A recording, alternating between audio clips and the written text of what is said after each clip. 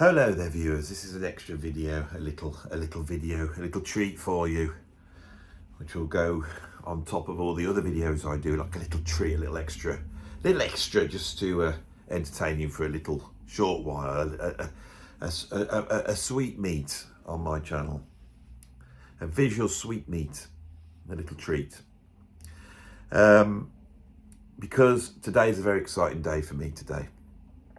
I'm at home because I'm waiting for the postman to arrive, because I believe today I'm finally going to be able to receive a package that I have been waiting for a long time.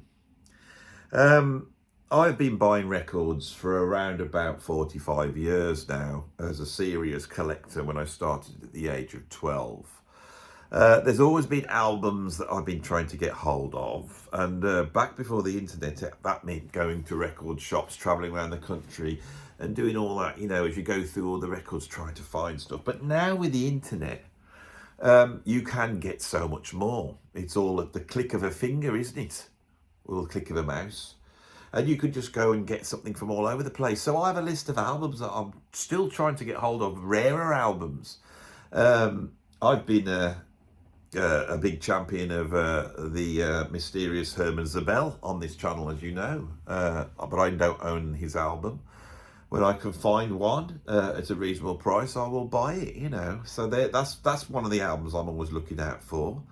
There's quite a few, but of course anybody watching this channel knows that there's one album that is like the holy grail of albums, and I would like to say for everybody really. But especially for me. So this video is going to be entitled, "Is This the Holy Grail of Albums?" So I'll give you an idea where we're at with this. I've got a few things here. One of the lovely viewers sent me these wonderful albums here. He sent me Terry Riley, there, the Descending Moonshine Dervishes. This is from 1982. Very interesting. I love minimalist music. I love Philip Glass. I love Steve Reich. I hadn't got any Terry Riley, so now I've got a reasonable collection on vinyl. He's also sent me, and I do want to thank them for doing this. Is so kind, incredible. This is. They sent me a copy of this, the famous A Rainbow in Curved Air, which is of course where the progressive rock band Curved Air got their name from, and I believe that came out late 60s, didn't it? 71. It's got Poppy No Good and the Phantom Band on side 2. Whether that is a real band, I don't think it is, because there's Phantom Band. And of course, I'm so happy to finally have got this on vinyl. Terry Riley in C. When was this recorded? It's in French on the back. Now Terry Riley, I think, still going, isn't he? So he's 90 years old. What's interesting in here is on trumpet we have the great John Hassel. Sorry, there. So you know, I love my records. I love the records. Another wonderful viewer has sent out of these. I just had these arrive yesterday. Basin Street Blues, Ella Fitzgerald, absolutely one of my favourite singers of all time. And oh, this is great. The Duke Ellington, which is a CD which basically brings together all the stuff that he did when Billy Strayhorn sort of joined forces with Duke as an arranger and sometime composer. Yeah, we've got Midriff on here. That's a Billy Strayhorn one. That's great. I have just purchased this. I did a video on Pat Metheny's essential albums that I own, and I had a few messages saying that this is perhaps one of his greatest albums, so I felt I should finally go and get it. So the first time I got it, so that's Travels by Pat Metheny Group, recorded live in concert, and I haven't actually looked inside this yet to see what we get.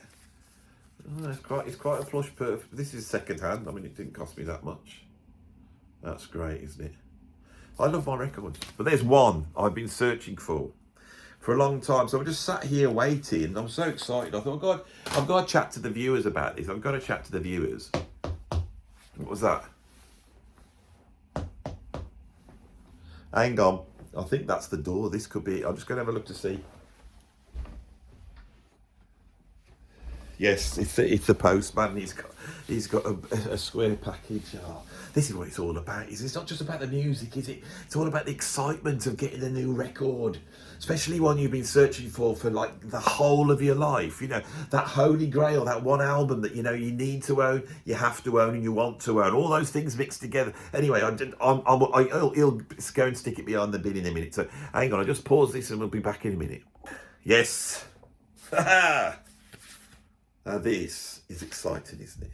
Right. So let's. It's got elastic bands on it for some reason. They put elastic bands around it. I don't know what that is for. I don't know whether I'll need these elastic bands when I listen to the album. It might be part of the experience. So I will save those. Where should I put them? I don't know where to put. I'll stick them on that little bit there. Can you see? So you can see from there. Right, and I've got a bit of paper with it, which is an advert for broadband. I don't want that. Right. So let's open it, shall we? And see if you can guess what this is. I'm sure you're all sitting there. Is it John McLaughlin? Is it Frank Zappa? Is it John Coltrane? Oh my God, it's all here. Right. Oh, this is very exciting.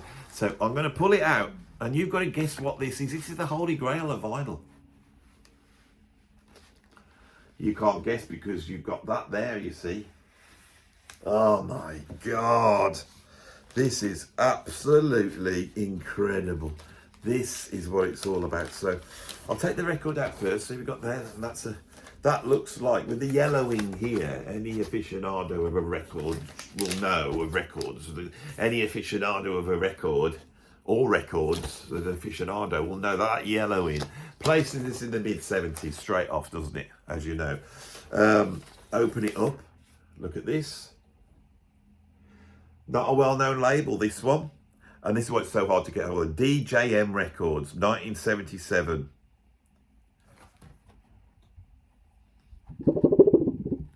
Quite a thin vinyl album.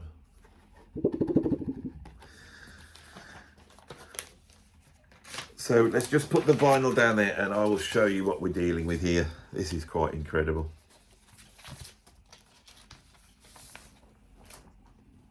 This, my avid viewers, my lovers of vinyl and all things 1970s, this is the Holy Grail of vinyl albums.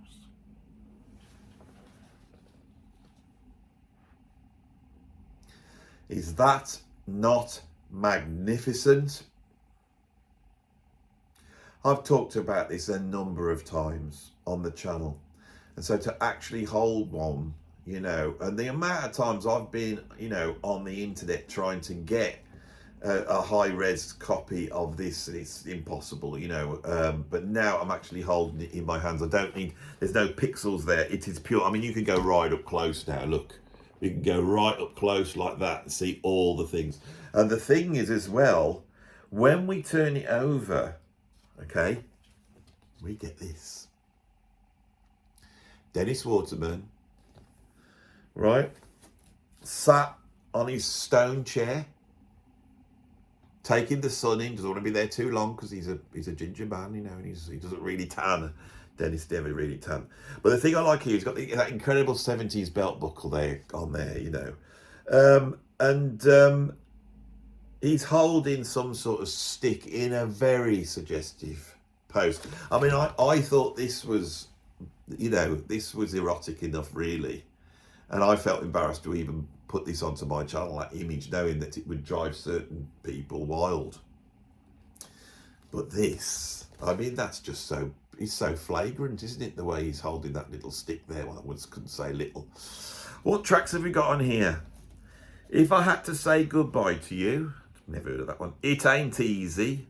Yeah. Fly Away Little Bird, all the classics, all the early Waterman classics. They Can't Take That My Love Away. They Can't Take My Love Away. That's when. Then we got Smokey Joe, side 2, Heartbeat, Growing Old, Something Called Love, Yesterday's Paper, Cockney Cowboy. That's basically him, isn't it? That's Dennis, isn't it? Cockney Cowboy. Another Whiskey Sour. Absolutely brilliant. Now, what I like about here is they've just written randomly there, Dennis Waterman. That's what they've said, Dennis Waterman. They're not saying what he's doing on it. We don't know. This has been arranged and produced by Brian Bennett. Now, Brian Bennett was a drummer in the Shadows, a great drummer. He did a whole bunch of production through the 70s, which is absolutely wonderful. You think I'm mad. You think I've just got it because I've got a thing about Dennis Waterman, but I haven't. I love a good Brian Bennett 70s production. Some of the stuff he's done is absolutely incredible. I talked about his version of Wichita Lineman, and people went out and checked it out, and they all were saying, oh my God, this is amazing. It's better than the... I know it is because it's Brian Bennett. You know, Brian Bennett was not only the drummer with the Shadows, but he was also the drummer for my father-in-law Peter Wynn, and he played on many gigs with Peter when Peter was signed to Larry Parnes and was touring with Billy Fiore and Gene Vincent and Eddie Cochran and all those legends, right? The lineup, I could finally see the honest lineup, because you can't do this, you see, when you're trying to work it out on the internet. So the lineup is on bass, Les Hurdle. On drums and percussion, obviously Brian Bennett. On keyboards, we've got Graham Todd. And then on guitars, we've got Alan Parker on loops. I mean, Alan Parker was like, he was like Alan Oldsworth. He played with all sorts of people, didn't he, old Alan Parker? Then he died. Terry Britton we've got on guitar, and the incredible Hank Marvin's on this album as well, would you believe it? And we've got backing vocals by Vicky Brown. The clothes, of course, are all courtesy of Levi Strauss. He's not quite double denim, but he's nearly there. Look at that there. Look at the girth of that chest. Right? Look at the serious expression he's got. You know, as he stares straight down into the camera. I mean, he's not welcoming you, is he? This is a warning. This is a warning. You know, not your normal type of singer. All right?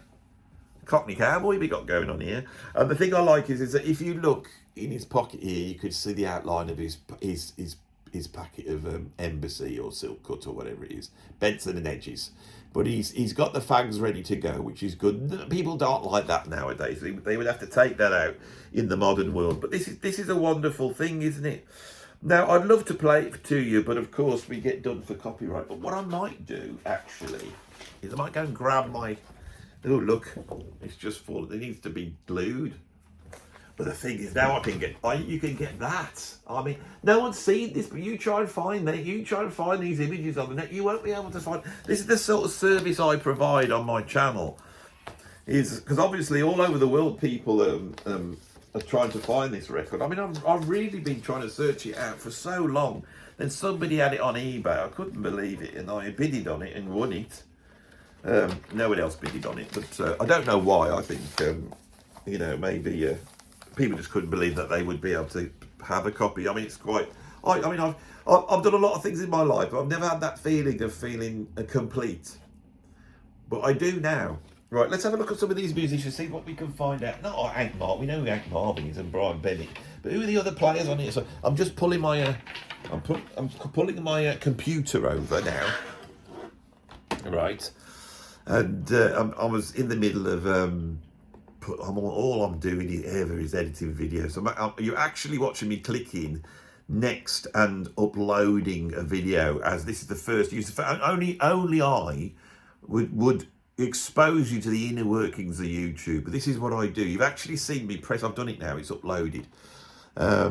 Let's get on Wikipedia and see what we can find about these musicians. Are they alive? Are they dead? Is there any sort of gossip about them? Are they connected to something else that was then this album will start to be seen in a greater, you know, wider remit of cultural wonder? So it's this bass player Les Hurdle. Les Hurdle. Put it into Wikipedia. No, he's not there.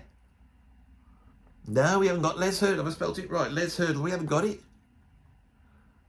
We've got the English footballer Les Harley, and we've got Le Shuttle, which is basically French for the shuttle. So let's have a look on the main internet then. You know, this is the thing, you see. This is what I do. This is my job. It's this sort of research that creates such an incredible channel for you. Bass. Les Hurdle bass player. Musicians Olympus.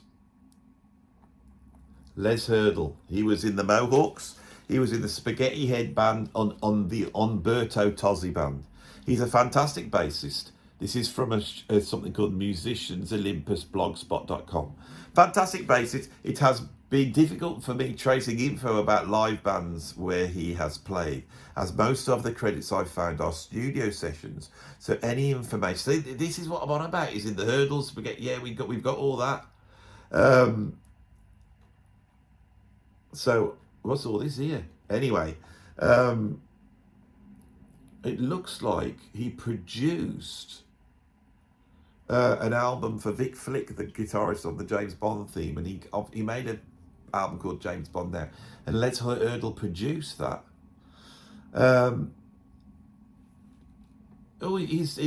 He's played with Lee Ritner, Clem Catini, another great British drummer. He's recorded with it's quite like here, Best of Banjo he's on, Dramatic Funk Themes Volume 1 with Madeleine Bell, Alan Parker, David Lindup. You know, he's one of these British session players, it looks like.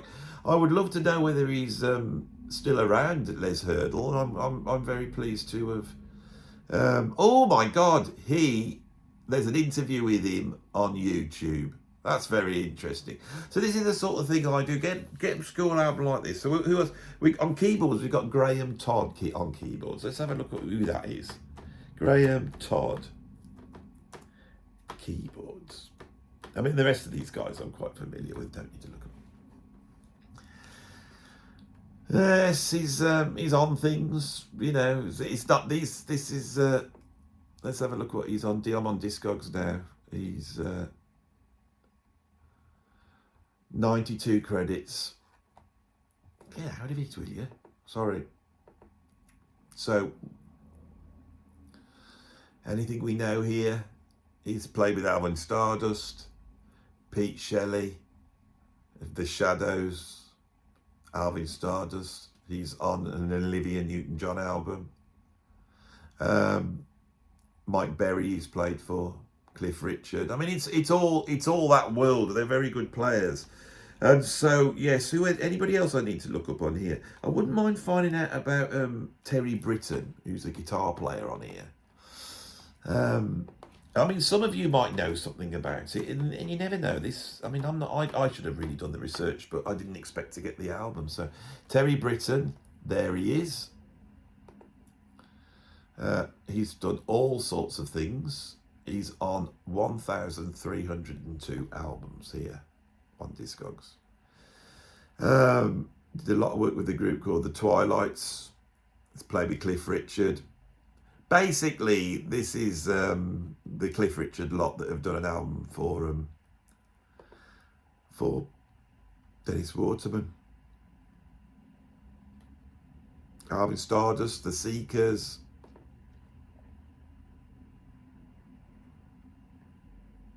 I think he looks. Oh no, he didn't. I thought he played the guitar in Devil Woman. If he did, that's pretty cool stuff. Alan Parker's a monster guitarist, ridiculous. I'm just going to check the singer now. This is what I'm like. You see, this is why I've got the job, because I have to find out. Vicky Brown.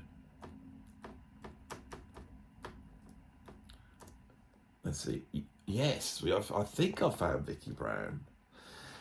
Oh my God, English pop and rock contemporary classical singer, born 23rd of August 1940 in Liverpool, England, and died in 1991.